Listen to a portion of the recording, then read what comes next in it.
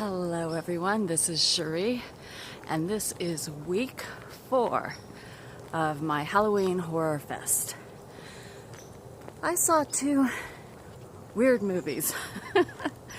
I have gleaned most of these from lists off the internet, YouTube, best of videos, and these were probably from either the YouTube channels Impression Blend or Spooky Astronaut. The first one is called the Asphyx, which is a Greek term for the dead soul. And in it, a scientist in the Victorian age, he's also a photographer, and he is able to capture someone's soul as it leaves them right at the time of death. And it's a little weird, maybe a little campy, not scary. The effect for the spirit is just kind of crazy. Then the next movie was called Baccaru, and this is the 3rd Brazilian movie I've seen after City of God and Black Orpheus. And this one, I think it was miscategorized. It does say horror in the online streaming where I'd picked it from, but when I went online, it was a neo-Western or something, which is like has Western elements plus aspects of another genre like horror or something else. But it concerns this little town in Brazil, and all these weird things that start happening. Like there's this drone in the shape of a flying saucer. People are dying. I don't want to give too much away because it's kind of fun to watch it unfold. It was really more like a thriller than a horror.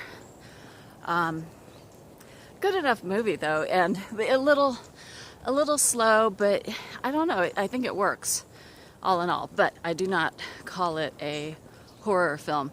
It's half in Portuguese and half in English because I don't know if you know who Udo Kier is. He's one of my favorite German actors, and he's in it as one of the bad guys.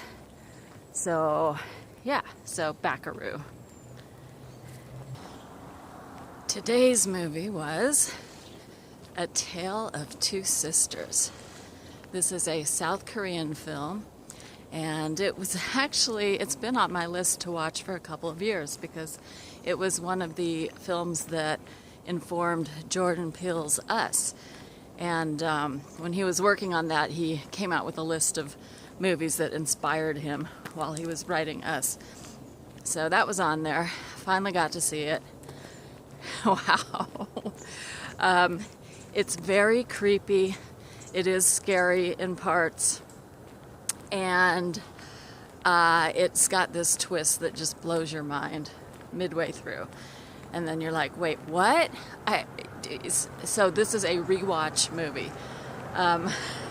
You want to rewatch it because you're going to try to figure out all the things you missed, all the clues. It's about 2 sisters dealing with living with their dad and their new stepmom, and how difficult that can be. There's a lot of hysteria, a lot of screaming and crying, kind of loud in that way, but also what I noticed for some of the really best scary sequences, they dropped out all the sound. So, there's no scary music. There's just like silence and natural sounds, of them like opening the cabinets or whatever. That was really good too. So not only does music and sound effects affect how scary a movie is, but the absence of sound can also affect how scary a movie is. So I would definitely recommend Tale of Two Sisters. This morning I saw the movie Cronos, directed by Guillermo del Toro. who is best known for Pan's Labyrinth and The Shape of Water, for which he won a Best Picture Oscar a few years ago. This is half in Spanish, half in English, and it's not scary. I keep saying that about all the movies I'm watching. It's not scary, but it is horrific. It's about an old antiques dealer who discovers a golden mechanical device at the base of one of the statues in his antique shop.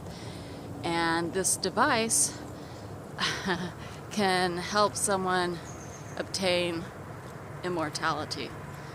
And, but of course, you know, with all the repercussions that go along with something like that. It was beautifully shot. You know, he has such a great visual sense.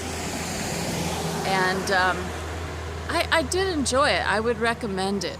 But like I said, it's not super scary.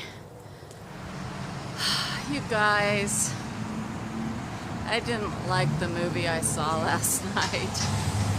And I so wanted to like it. It's a classic. It's a movie directed by the man who edited my all-time favorite film and the man who directed my third all-time favorite film. It's based on a classic horror novel called The Haunting of Hill House by Shirley Jackson, and the title of the movie is The Haunting. 1963, black and white. It's about a group of paranormal investigators who go to a New England manor that has a very sad past. And so it starts out with the voiceover narration of like the lead investigator character giving a little history of the house. And then it flips to this female character who is a little mentally unstable. And it keeps going through her voiceover thoughts all throughout the movie. I found this really distracting. Didn't really like her character. The only character I really did like was this female psychic who they kind of costumed as a beatnik kind of character. Yeah, she was fun to watch.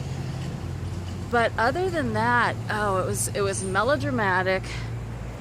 I think it was kind of artless. I didn't like the look of the shots. I hated the music.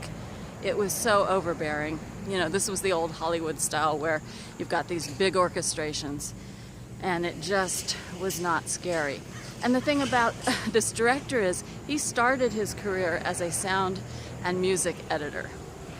The director's name is Robert Weiss, and he edited Citizen Kane, and he directed The Sound of Music. So this is why I thought it was going to be great. All right. Do you remember how a couple weeks ago I said, oh, I love Vincent Price, I'm going to have to research more of his movies? Well, I found another horror film that he was in called Theater of Blood. And this was originally titled Much Ado About Murder. It is about a Shakespearean actor who was widely panned by all the critics.